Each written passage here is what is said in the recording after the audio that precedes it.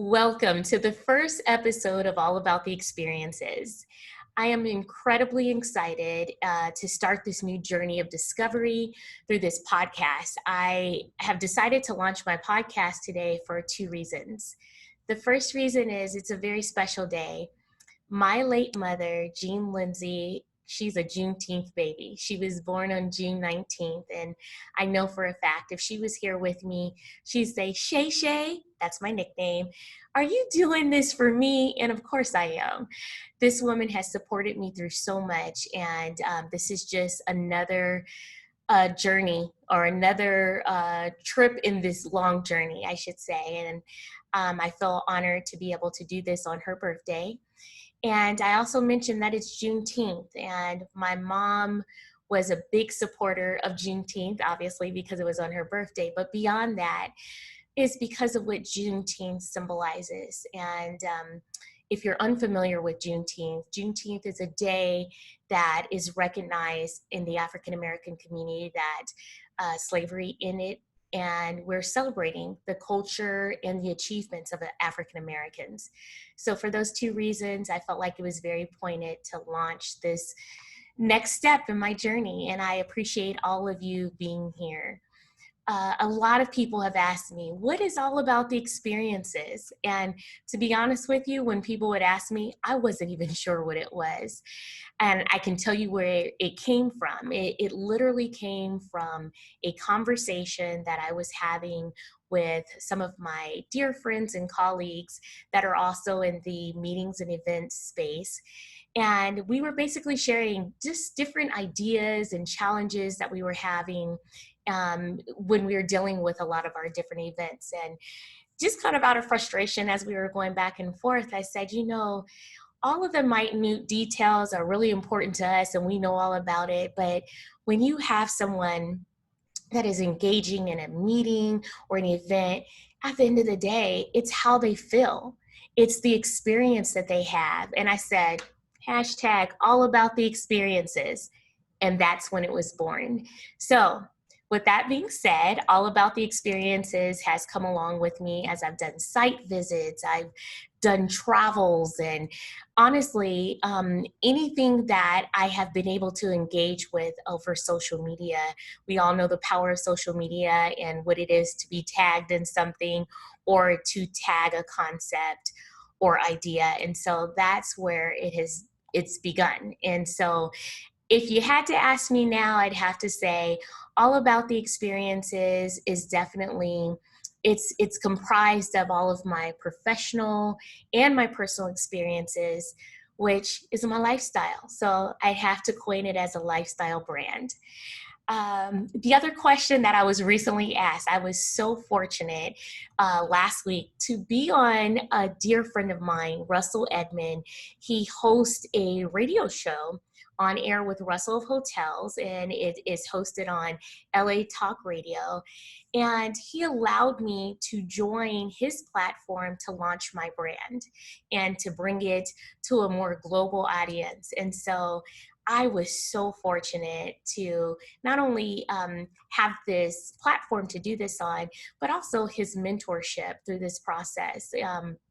He comes from the event space as well as on hotels, and we've worked together on several programs that I've done in other jobs. So he has been really one of my biggest supporters as well. And I'm just so happy about it. But I had just had to give him that a shout out. But beyond that, he asked me a very pointed question. He's like, what does your tagline mean? And anybody that knows Russell Edmond, he challenges you. But when he asked me that, of course, right off the bat, I was just like, because this is something that I believe in. I said, well, simply put, it's about removing obstacles, excuses, and worrying about what other people think. And, we're all human. It's hard not to, because, we gain validation from the people that are around us, whether it be our loved ones or our coworkers or people that we work with. And so that was really important to me, that not only am I being cognizant of that, but I'm also living the most purposeful and authentic life that I can. And in this day and age, that's so important with everything that's going on. And I'm so appreciative of Russell and people like Russell for allowing me to have that time and that space to use his platform to talk about my brand launch and also just to support me. I am so fortunate to be surrounded by people who are simply amazing and who see gifts that are within me that sometimes that I don't even see. So with that being said, I have to again thank Russell for that opportunity, but also I also have to thank our guest that will be on with us today. I guess let me just get into the meat and potatoes of it. Much like willpower, diet and exercise renders a change in your appearance. Inner changes also bring about outer results. And I have to say, my guest today is just that. She can touch something, she can say something to you, and it resonates and it means something. So without further ado, my inaugural guest has mentored me through my graduate program. She has mentored me through a ton of different events that I have been honored to be a part of. And also beyond that, just again, with launching my personal brand and being my inaugural guest, just says how much that she believes in me. And that serves as a reminder to me that no matter what you set your mind to, you can do it. And I will say, sometimes it's not done just through your own sheer willpower. It's done through those that are there behind you and pushing you along the way. Just to tell you a little bit of, give you a little background about her. And she's a motivational keynote speaker. She motivates me on the daily. I have to tell you, even if we don't talk, I always tell her, she has this little angel that sits on my shoulder. And when I'm in certain situations, I lean on that and I cue into that, and I needed it. She's an author. She's a researcher. She's a consultant, an experienced leader, a life coach, and I know I've tapped into that beyond, and a professor. She holds a PhD in human services and a specialization in management of nonprofits from Capella University. She also earned her Master of Public Health with an emphasis in maternal and child health from San Diego State University, and an MBA with a specialization in marketing from National University. She is the epitome of all good things and believing in education and supporting those who want to further their education around them. And obviously, from what I'm reading off to you right now, you can tell this woman has her stuff together. She has completed her undergraduate work at San Diego State University with a Bachelor of Arts in Liberal Arts in Sciences, in psychology. And for the last 30 years, she's worked in numerous health and human services capacities and has a strong background in public health, nonprofits, and business. She formerly worked as an associate dean, and at that point, I had the opportunity to come into her beautiful grace. She served as a distinguished faculty in higher education. She served as a director of the California Black Infant Health Program for the County of San Diego, where she implemented and directed all aspects of community-based program that supports, facilitates, and promotes African American women of childbearing ages to receive early and continuous prenatal care. That in and of itself, I'll go into that later, but we have a connection there. I'm so excited, and I'm getting ahead of myself, so let me slow down. Beyond that, additionally, she is a military spouse, which is something that I hold near and dear because I too am a military spouse. So as you can see, these similarities, we connect on many levels. She has served military families as a Navy ombudsman and served active duty sailors and Marines as a Navy alcohol facilitator in Dunoon, Scotland. without further ado, I am so incredibly honored to have Dr. Pamela Hardy-Shepard as my inaugural guest. Welcome to All About the Experiences, Pamela. And I'm thrilled to have you here. I am so thrilled to be here. As you were reading, I was like, who is that? That's all you. That is all you. It You is, it is such a pleasure to be here, Cheryl. And I have to say, when we think about what people have accomplished in their lives and think about the circle that they're around, you have been in my circle. And as much as I can give, you have given back to me. You have equipped me with so many things and provided so much illumination in my life. I get choked up. I literally get choked up. You are a blessing to many who come in your presence. You have steered people in the right direction, ensuring that they are successful. And so when you hold that mirror up, ensure that you hold it up, because who you're really seeing is yourself, and you are a blessing. And we thank you for the, just for your presence. And your mom, she would be very, very proud of you. Thank you. Thank you for saying that.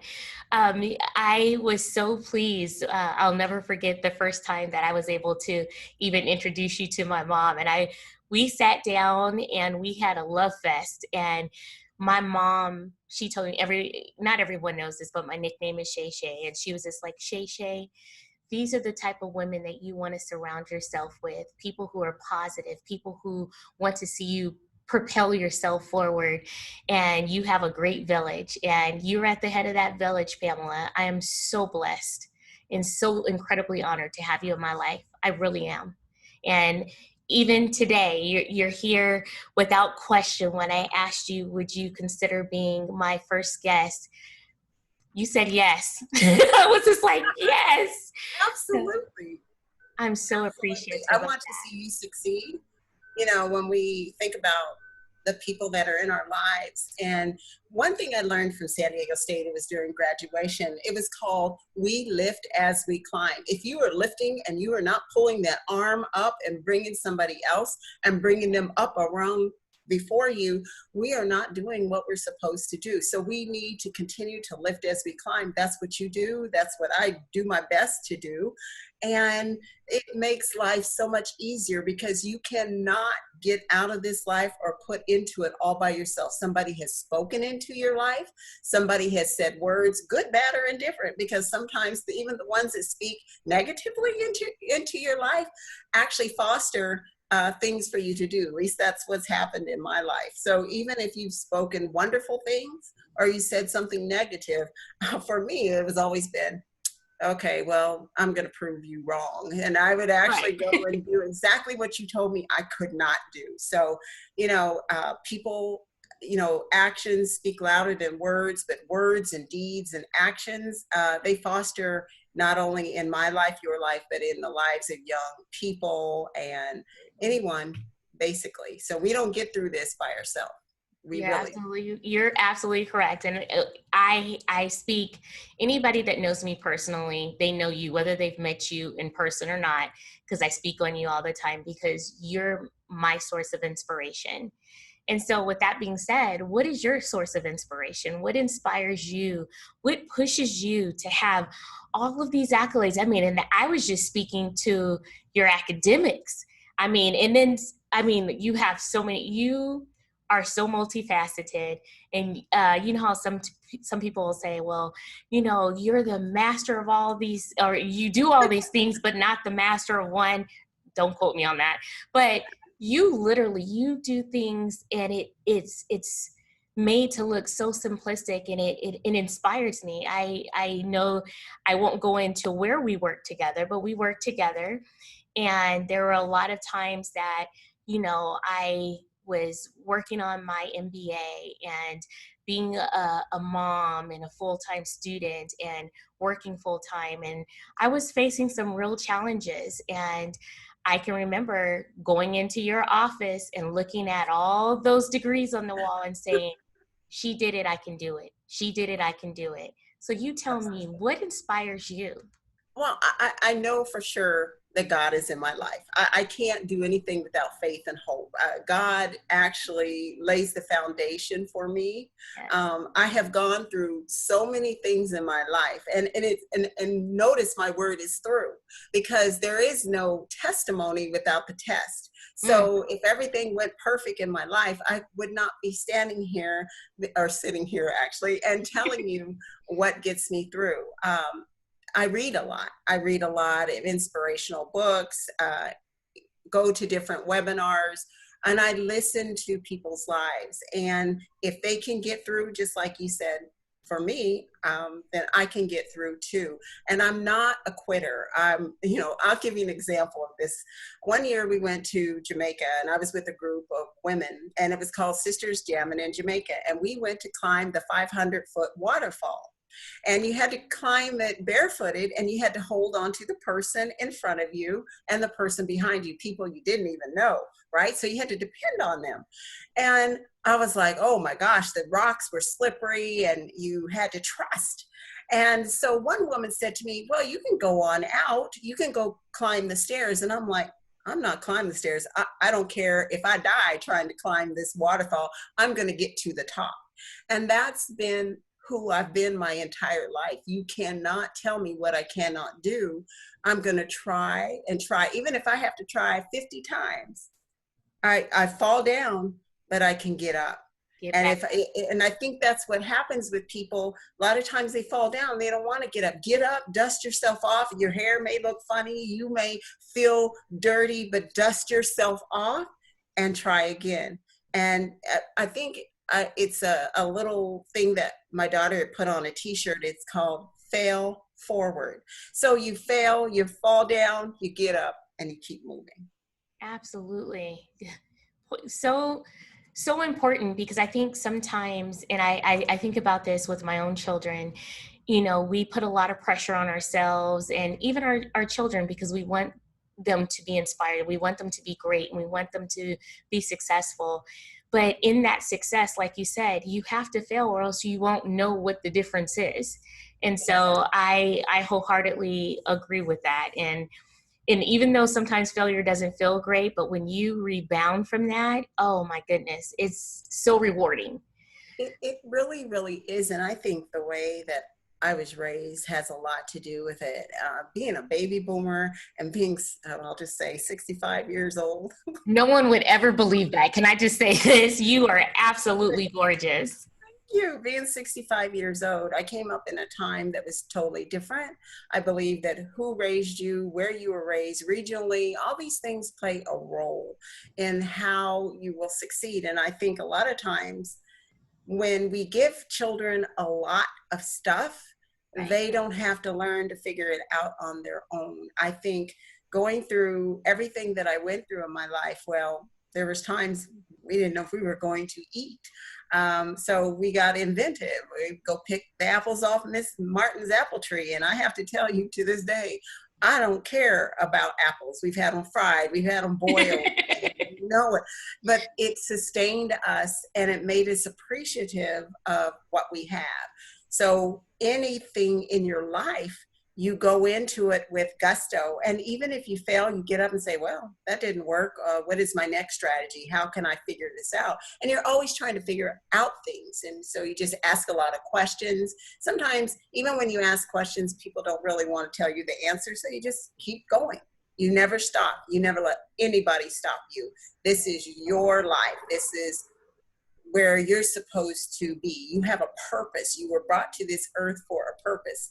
And so without you, if you continue to stop, if you stop and you just say, I can't do this, well, you may say that for a minute, but you get up. And there will always be something that will come into your sphere that will encourage you to get up and to do it again.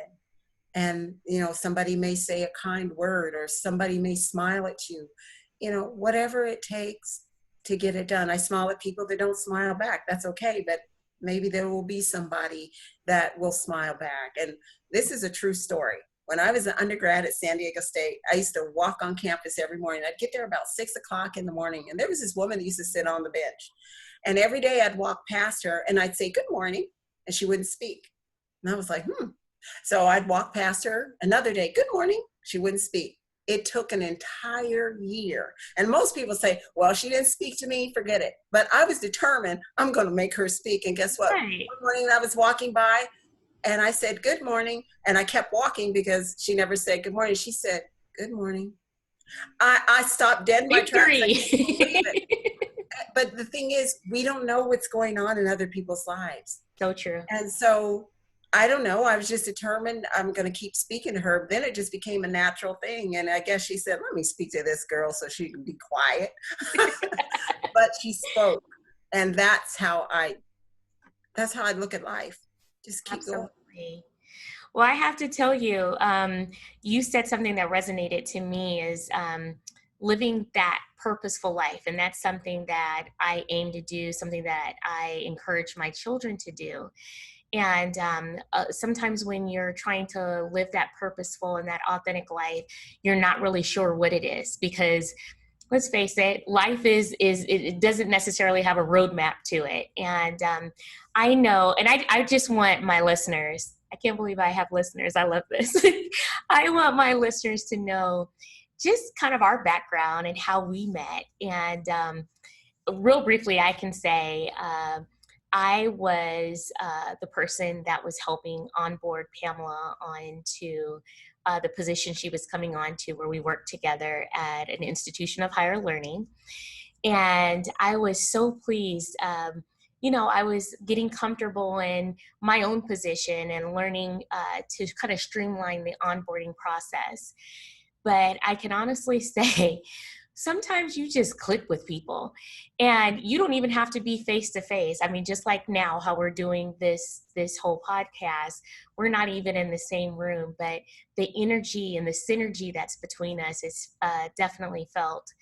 And so I say all that to say is, during that onboarding process, I had a phone call that normally would take about 10 or 15 minutes in the onboarding, and just kind of giving her an idea of what to expect on her first day, and, what we have planned, and letting her know kind of who she'll be meeting.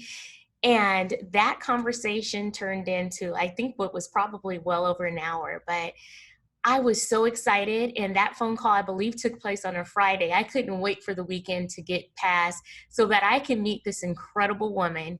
And she did not disappoint. And she has been in my life ever since. And so I wanted you to have an opportunity to kind of speak to what that was like.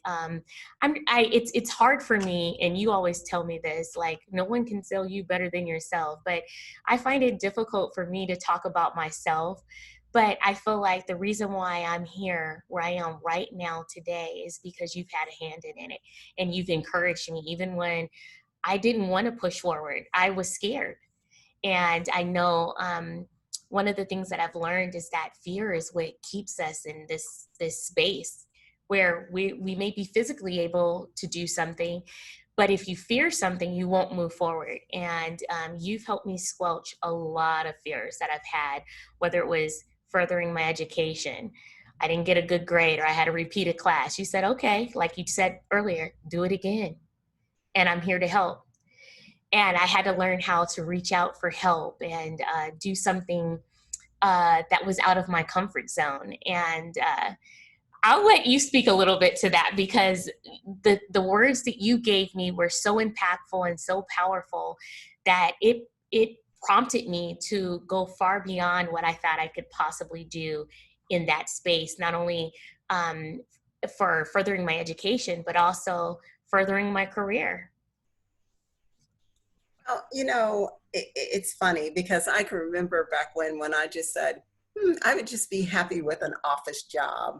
I probably have worked a little bit of everything, from fast food to driving a truck, you name it, I'll do it. And that's why I can truly say to students, or I can say to clients, I understand. I will never say I understand. If I haven't gone through something, I can have empathy. However, I've been able to go through a lot in my life, and still I can smile and know that it has been useful.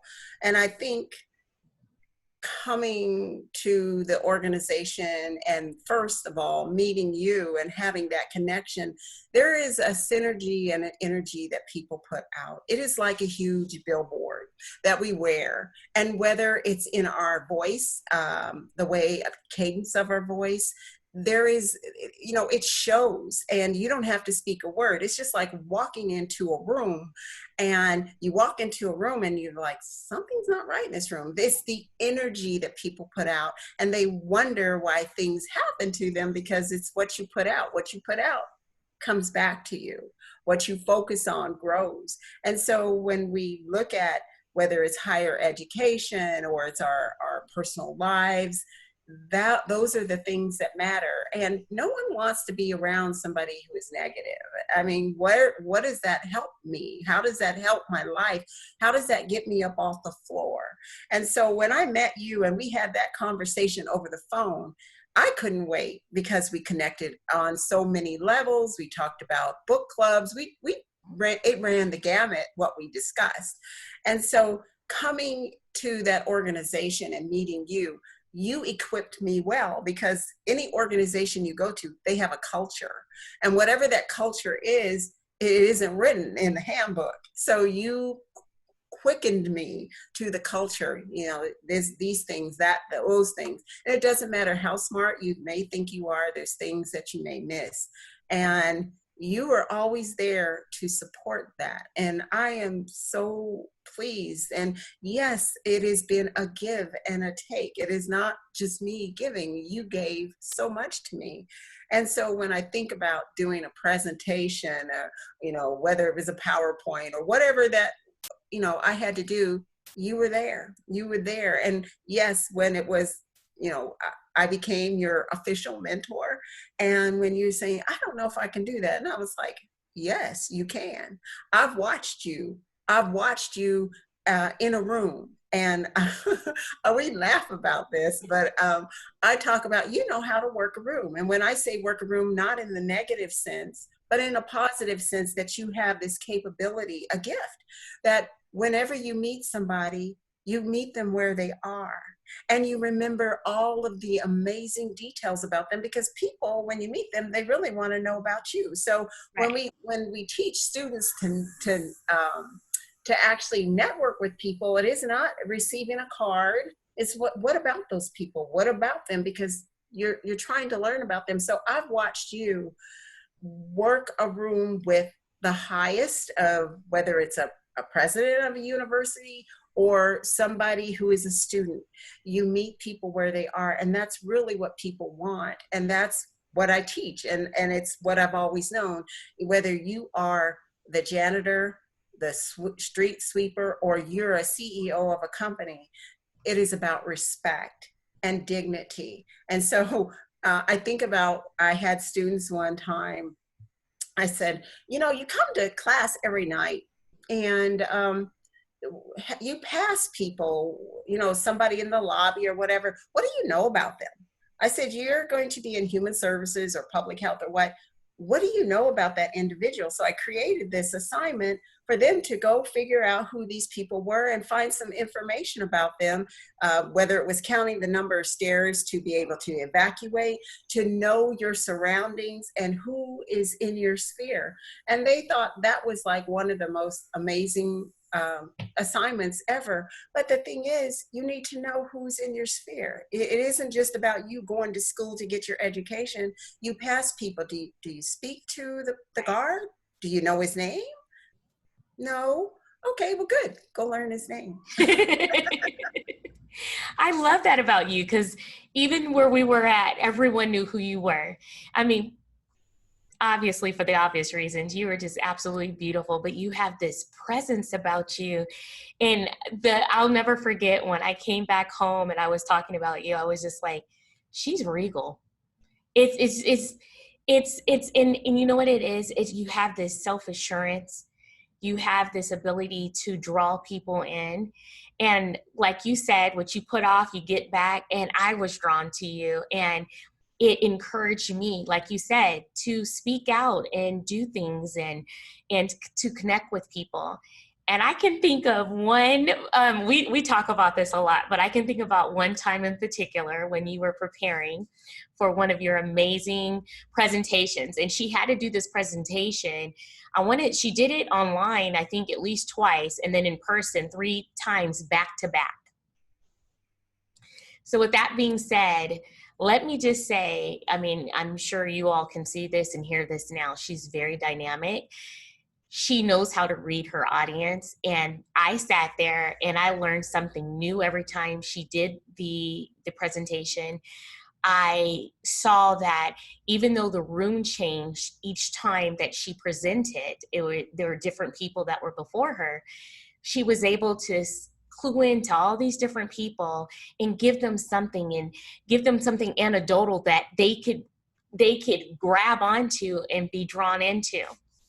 And there was one gentleman in particular who I think he may have not had breakfast that morning, or maybe he was just on the wrong side, woke up on the wrong side of the bed. But you could just, like you said, you felt the energy. And it was what we call now disruption. It was disruptive. Even he didn't necessarily have to say anything, but his presence and his aura was just disruptive. And even in that, he would grunt when you would say things or roll his eyes. And you didn't necessarily put him on the spot, but you were in his space. And normally when people get in your space, you get a little, standoffish or what have you. But it just as uncomfortable as he was making us and the rest of the room feel, you were able to take those points that you were speaking on and make light of it, but also make him aware of his presence in the room and make him aware that there were some things obviously that he needed to address and change, but it also spoke to what you were talking about. And it didn't put him on the spot in the sense where he was made to feel like he was standing out. He made himself stand out, but you made it like, oh, well, what were you going to say something when you're making these grunts or rolling of the eyes? Well, did you have a point you wanted to make? And I loved it because at the end of that, when we were leaving, he couldn't help but you made him a part of this presentation, but he couldn't help but acknowledge that, you know what, I learned something. And whatever he felt when he walked in that room, he had a different thought of who you were when he left.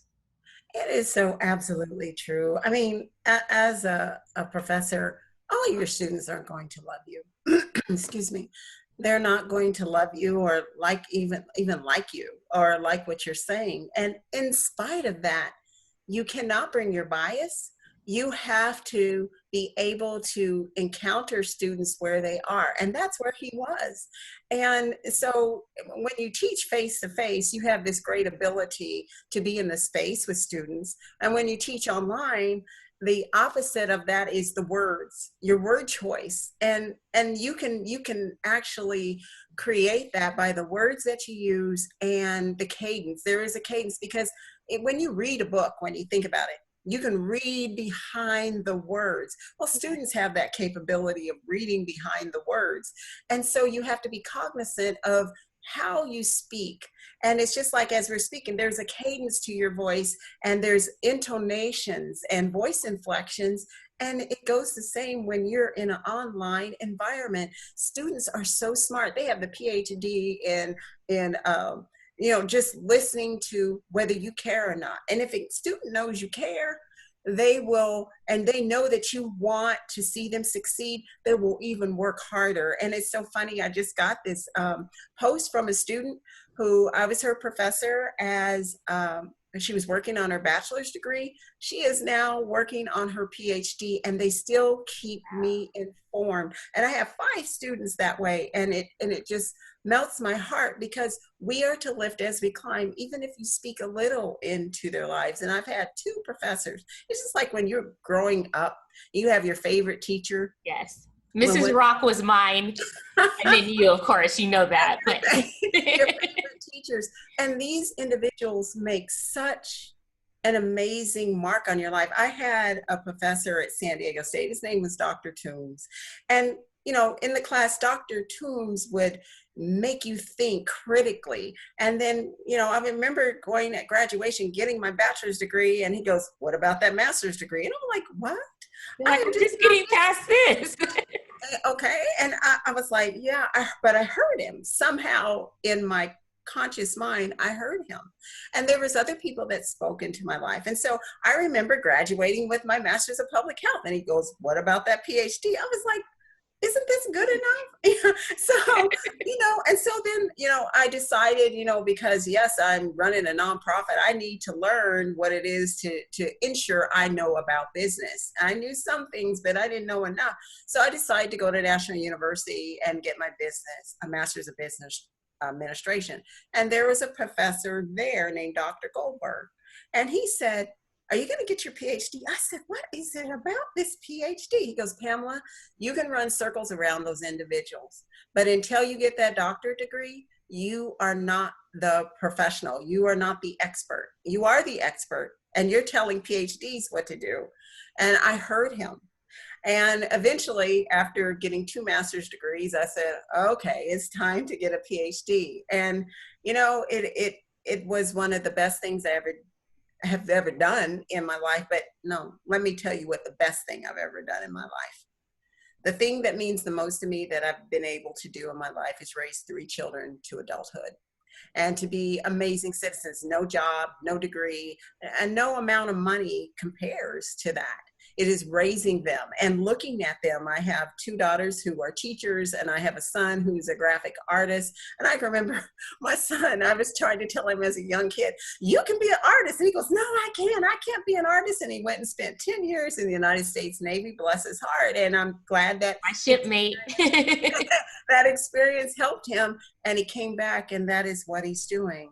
And it's just amazing to me. And I never told them, go get your education. What happened is that they watched me, and they watched me struggle. They watched me struggle with Spanish. I would take 2 Spanish classes a day just to get through that. So it is not always what we say, it is what we do. And I had an amazing mom who just, man, she was just full of wisdom. She always had these anecdotal things, like, oh, Father Time is a storyteller. There's always surface. And I promised myself I wouldn't share those things with my children, but I definitely did. And also with my students or anybody that's in my life. She was the focal point. And now that she's gone, I miss her so much, but I try to do my best to embody what she has taught us and to carry her legacy on. So You're I hope that. certainly doing that. I mean,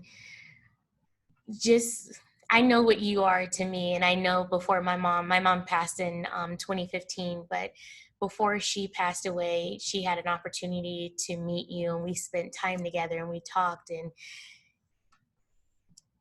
you gave so much in that. And I felt like, even though, her time was near, after that, she felt like she would tell me, Shay, you are surrounded by so many amazing people and amazing women who are pushing forward and who want to see you succeed, baby. And that meant something to me. Like, my mom was very much a maverick in her time. She challenged her state board for her nursing license, from her LVN to her RN. She was grandfathered into UC Davis's family nurse practitioner program, and was in the top 3% of her class. And she had kids at home and a husband that she was dealing with, and all those things that we know it's not an easy line to toe. But I'm pretty proud of myself, because I'm surrounded by women much like yourself that just encourage and are so impactful. And the other part of it is, I love that you're not afraid to pull my card about something. And that resonates to me on so many levels, because it can't be that it's just all, it's positive, but like you said, positivity, sometimes those challenges that you receive are not always in the manner that you think they're going to come to you, but you make me critically think. You make me want to be better. And at this time in our country, there's so many things that are going on in the midst of COVID, and definitely all the civil unrest that's happening where our community is definitely it's impacted. And so I kind of want to switch gears, if you don't mind, and kind of address that, especially with today being Juneteenth. I would be remiss if I didn't acknowledge the power of having this platform to highlight some of the impactful events that are occurring. Literally, they're unfolding daily, hourly. And as African American professional women, I just want to acknowledge that the social injustices that are occurring across the United States and even across the world, it's alarming. Um, it's alarming the number of deaths that are happening. And I say deaths, I use that term to be somewhat PC, but it's murder. And it's happening to Black men and women and children. And most recently, we know George Floyd, who died at the knee of a Minneapolis police officer. And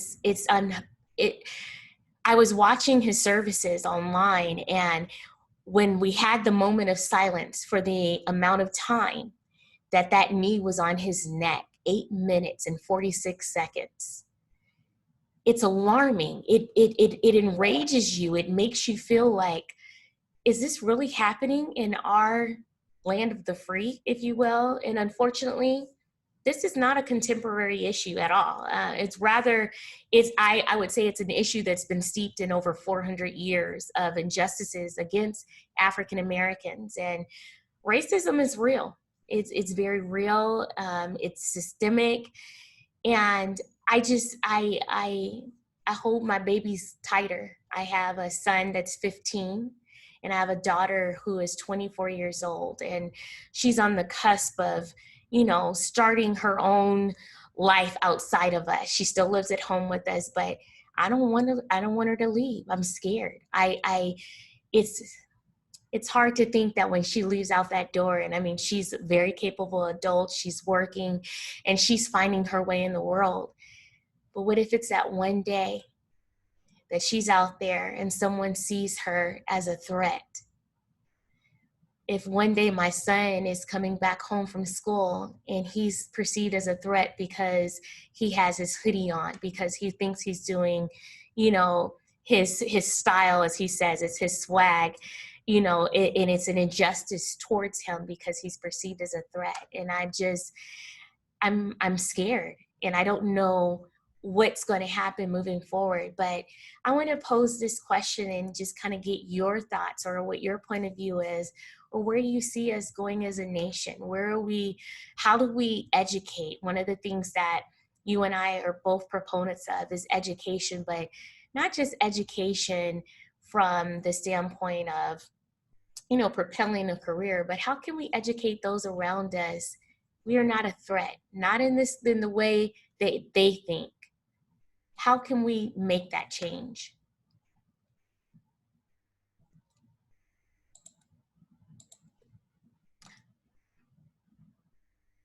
Oh, I think you're on mute. I'm sorry. I'm sorry. No, it's okay. You know, I think it's going to take a while, because it is something that is embedded in people's psyche that they don't even know is there.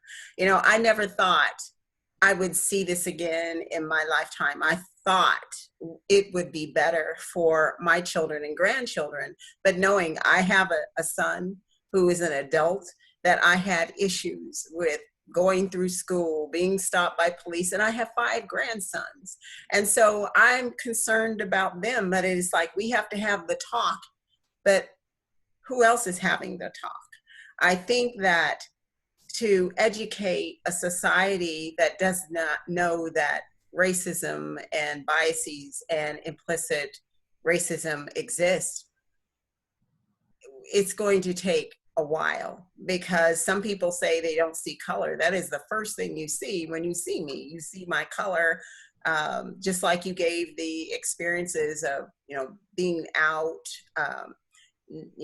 you're following me around the store, or when I'm in the workplace, you think less of me because I'm a Black person and I have to actually do more to ensure that you understand that I am more than capable. Give me a chance. But going back to what do we do?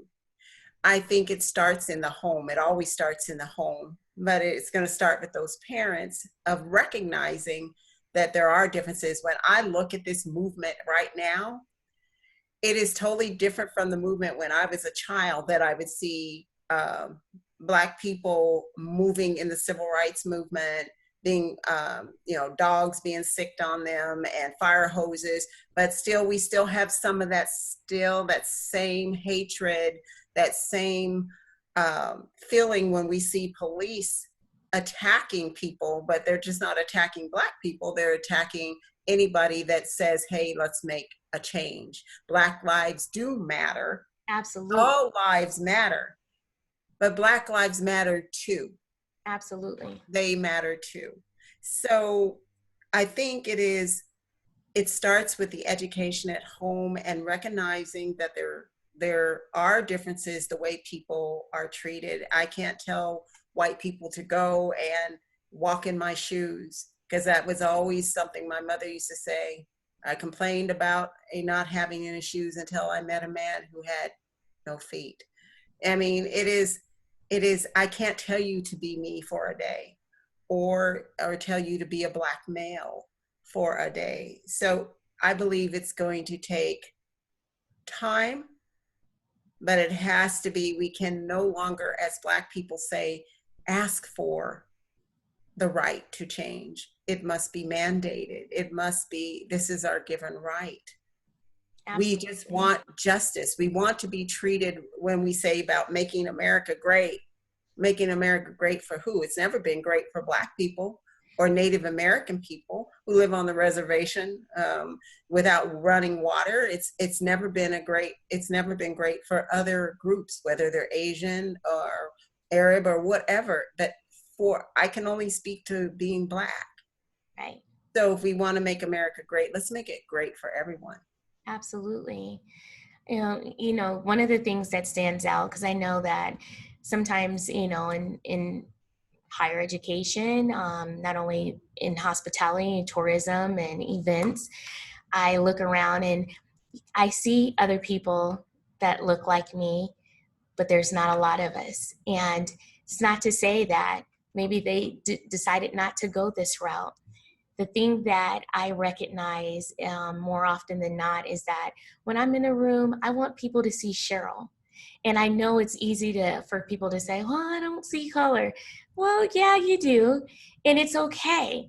I want to be that person that changes your mind, that I don't want you to think that what you see or what you think is being portrayed of all African Americans, and even within my family, we're all vastly different.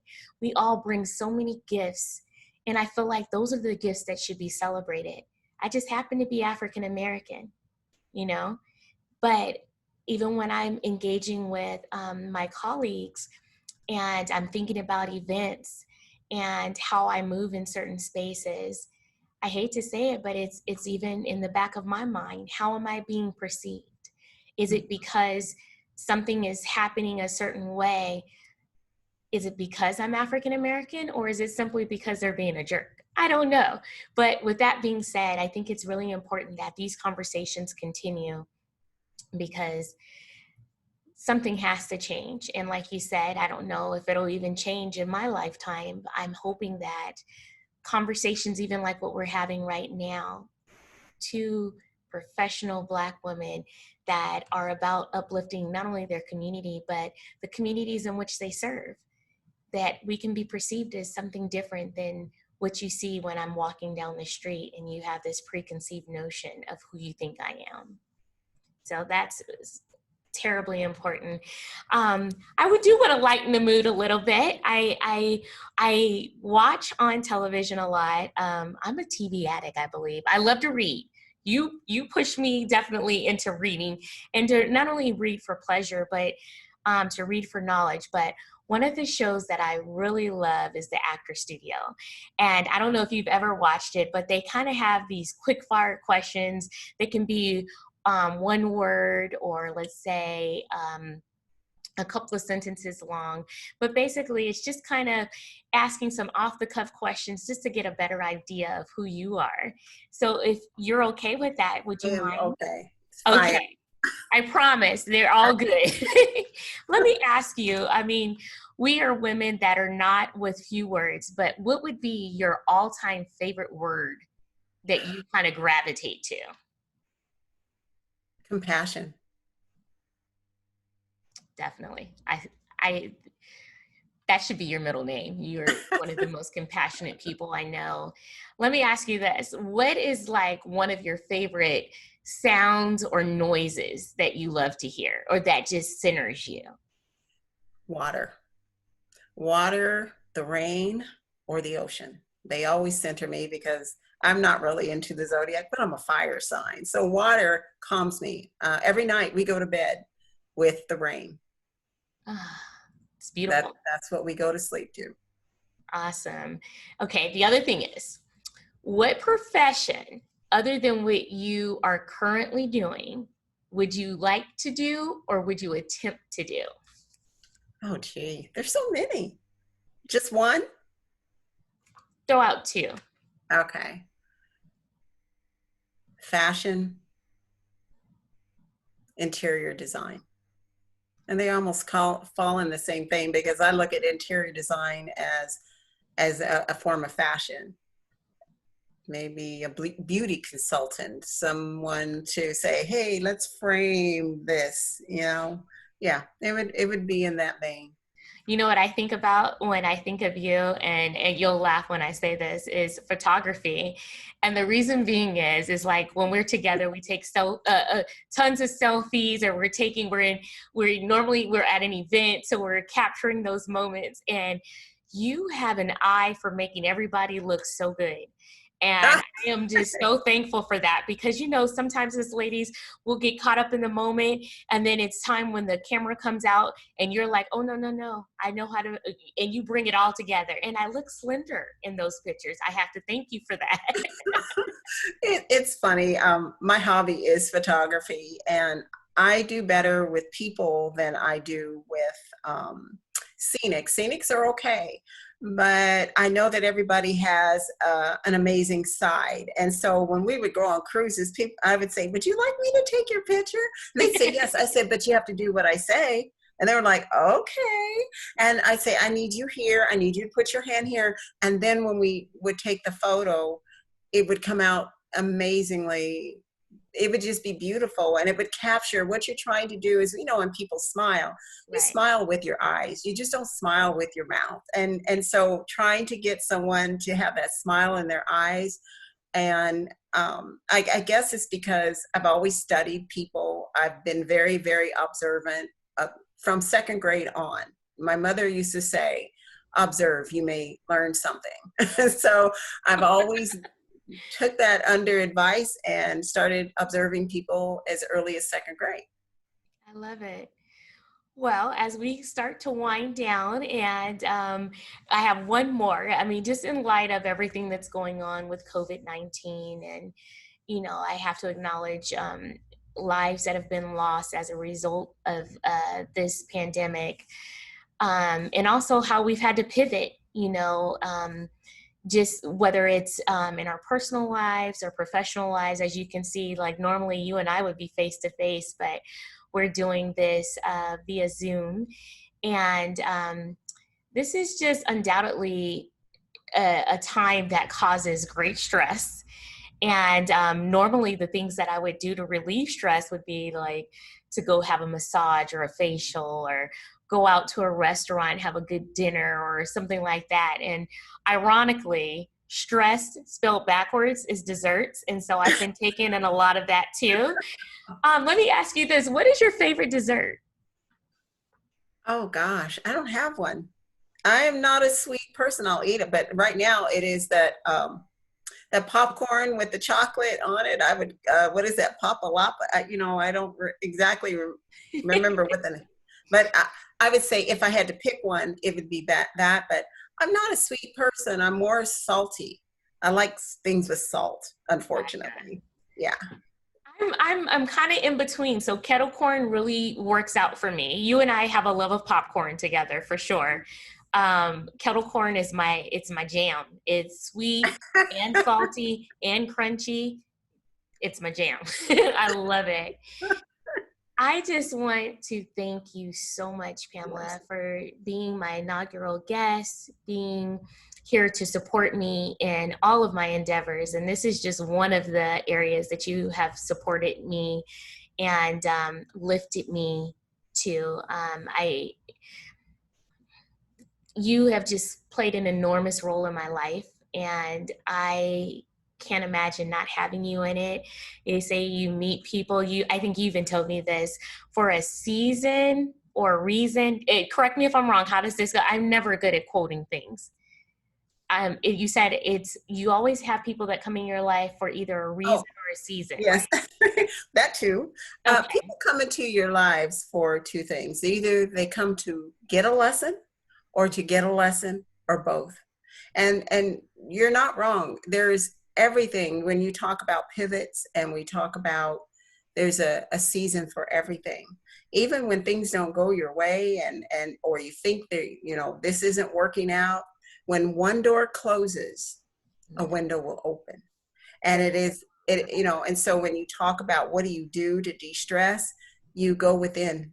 You go within. Yes, I'd love to get a massage, and I would love to do all those amazing things, but go within and use this time as an opportunity to know thyself. And women wield a lot of power. We really, really do. And when you get together with other women, things happen. I always feel empowered when I'm around you. And again, I can't tell you how blessed I am to have you in my life and to have you as a mentor and a friend. And you're my big sis. And this is just evident. We get so emotional when we're together, and I'm just like, I love her so much. And it feels good. Woman, Cheryl, you're an incredible woman. And thank you for this opportunity to come in on your program and to be able to share a little bit about myself. But most importantly is to support you. And it is about supporting one another, because when there are women, when we're around, magic happens. It always does. It always does. We just happen to be Black girl magic. I love it. Before we close out, do you have any parting words, any insights that you would like to share, or any shout outs that you would like to give? Well, I'd like to shout out to my family. My family is a blessing. They keep me on my toes. My husband, Melvin, he is always supportive in what I do. And I have to tell you, you've been a support in that. And listen, ladies, if you think you cannot get married later on in life, I'm here. If you want to know more about that, I'll tell you about that. I love it. Parting words. I would say education is great. I said travel is better. That is the best education I've ever had. I would say this is your time to see who you really are. This is your time. Take it and do the pivot. Go within and know that you were put on this earth for a purpose. Everybody doesn't have the same purpose. And whatever ideas that come into your mind that God lays on your heart, go for it. Don't worry about the how. Focus on just the doing. And I would say this is your time. Make it worth something. Go to school. Time's going to pass anyway, right? Right. And it doesn't have to be higher education. It can be, whatever is your passion. Know what your passion is and go for it. And I'll be up here forever, so I'll be quiet. I get excited about this. I get excited. You give me so much energy. Well, in closing, I'll say this. I can't resonate this enough. You have been just a true inspiration, and the experience has been phenomenal, and it continues to grow.